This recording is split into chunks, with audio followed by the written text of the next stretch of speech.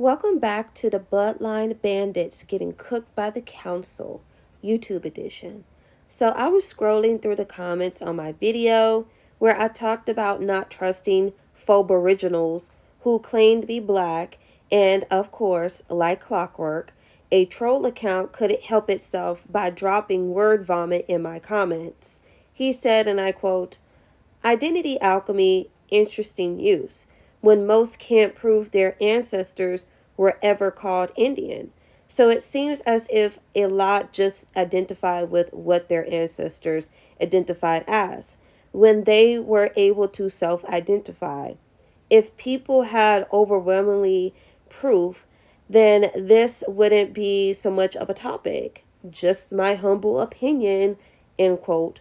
Now, normally I try not to be condescending. I really do. But when I read passive aggressive nonsense like this, it brings out the old me. Here's the thing.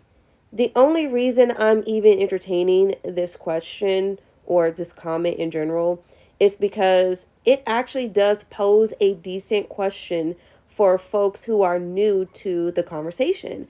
But the way it was delivered, backhanded, dismissive, and rooted in projection.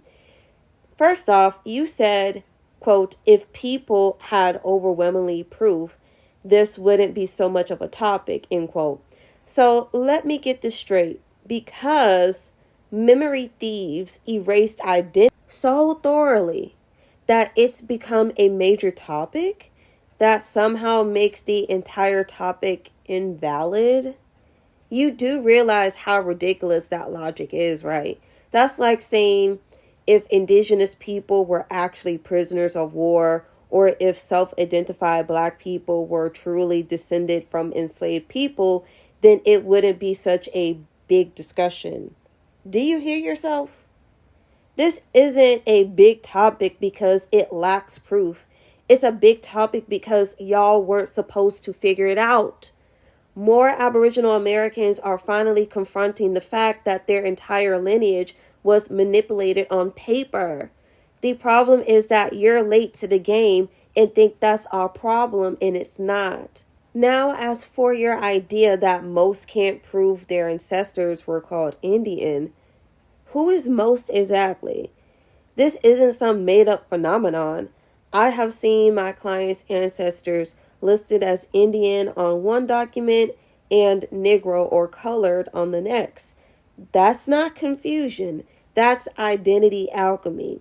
And for those of us whose ancestors weren't initially labeled as Indian, we still have naming patterns, land histories, oral tradition, and blood memory. But let me guess, because your research is so shallow or non-existent, not everybody else's identity is questionable too.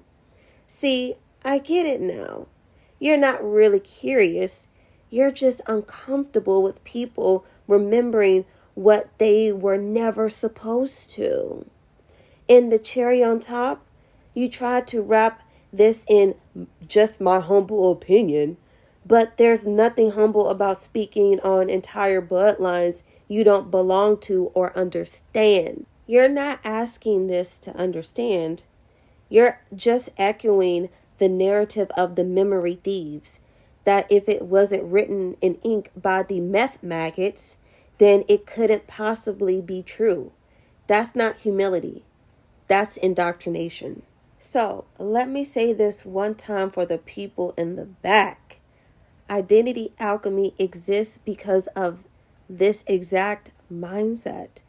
When our ancestors were renamed, mislabeled, or forced to hide who they were, and in some cases, some of our ancestors took on the black label just so they wouldn't be forced onto reservations or be unalived by the cornstarch crawlers.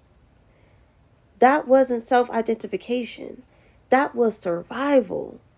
That was coercion. That was genocide on paper.